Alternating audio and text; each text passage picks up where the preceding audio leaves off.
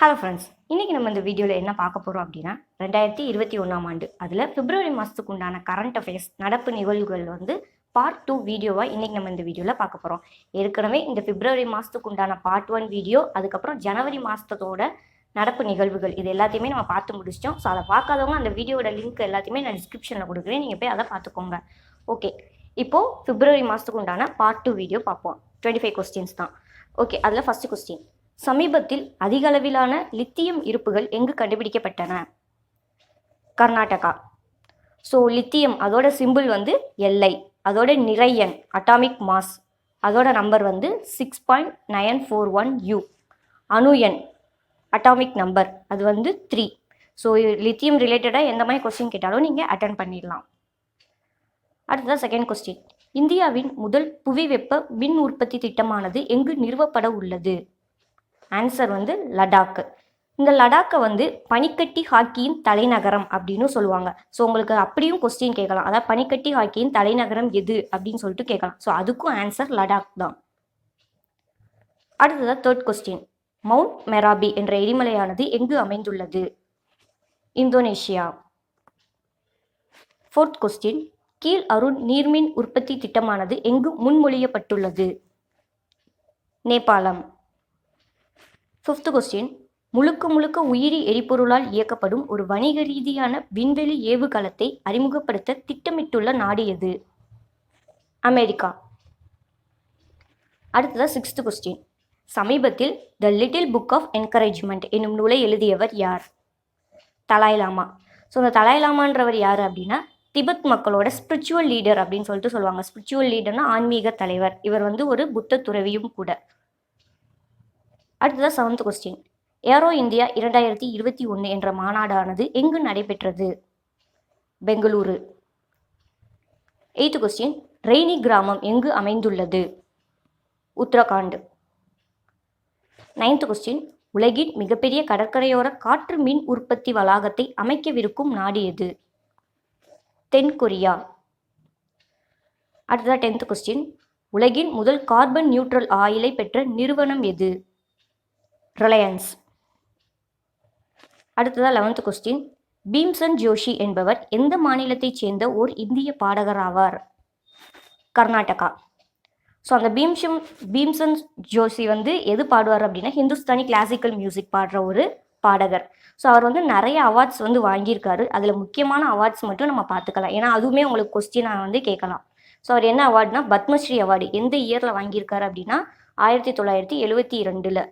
அடுத்து பத்ம பூஷன் 1985 வாங்கியிருக்காரு.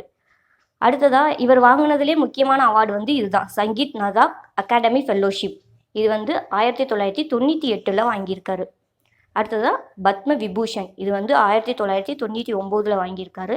அடுத்ததாக பாரத் ரத்னா, இது 2008 இந்த அவார்ட்ஸ் வாங்கியிருக்காரு. அடுத்ததாக 12th கொஸ்டின், 2020ஆம் ஆண்டின் ஆக்ஸ்போர்டு இந்தி வார்த்தையாக எந்த வார்த்தை தேர்ந்தெடுக்கப்பட்டுள்ளது? ஆத்ம நிர்பந்தா. அடுத்ததாக 13th கொஸ்டின், எந்த அமைப்பு சமீபத்தில் ஊழல் கண்ணோட்ட குறியீட்டை வெளியிட்டது? Transparency international. அடுத்ததாக 14th கொஸ்டின், உலகம் முழுவதிலும் பட்டினி அதிகம் நுகரும் நாடு எது? இந்தியா.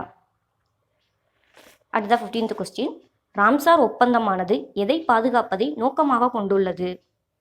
சதுப்பு நிலங்கள். அடுத்ததாக 16th கொஸ்டின், இந்தியாவின் 51வது புலிகள் காப்பகமானது எங்கு அமைக்கப்பட உள்ளது? ஸ்ரீவில்லிபுத்தூர். ஸ்ரீவில்லிபுத்தூரில் இருக்கிற மேகமலை. ஸோ ஆப்ஷனில் ஸ்ரீவில்லிபுத்தூர் இருந்தாலும் கரெக்டான ஆன்சர் தான், மேகமலை இருந்தாலும் கரெக்டான ஆன்சர் தான். ஸ்ரீவில்லிபுத்தூரில் இருக்கிற மேகமலையில் அமைக்க போகிறாங்க.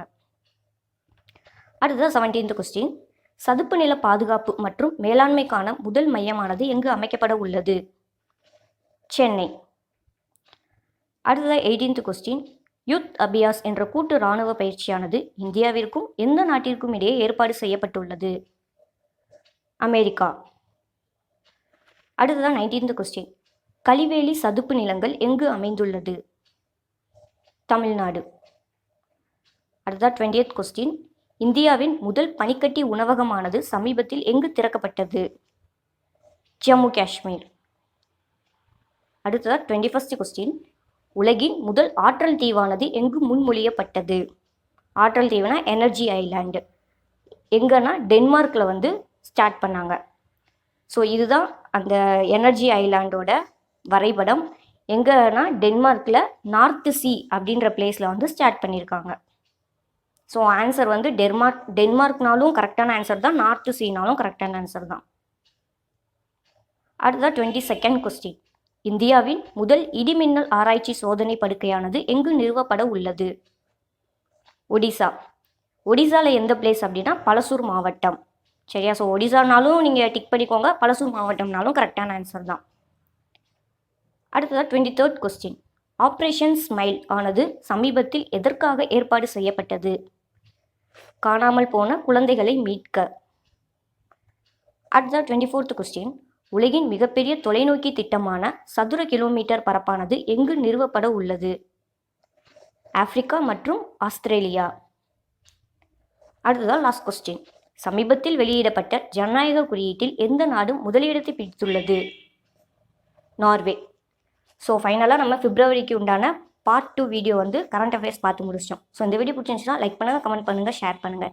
இதே மாதிரி எக்ஸாம் ரிலேட்டட் வீடியோஸ் பார்க்க மறக்காமல் ஷைன்வே மெட்டீரியல்ஸ் சேனலை சப்ஸ்கிரைப் பண்ணிட்டு மறக்காமல் பக்கத்தில் பெல் ஐக்கானையும் ப்ரெஸ் பண்ணிடுங்க. All the best.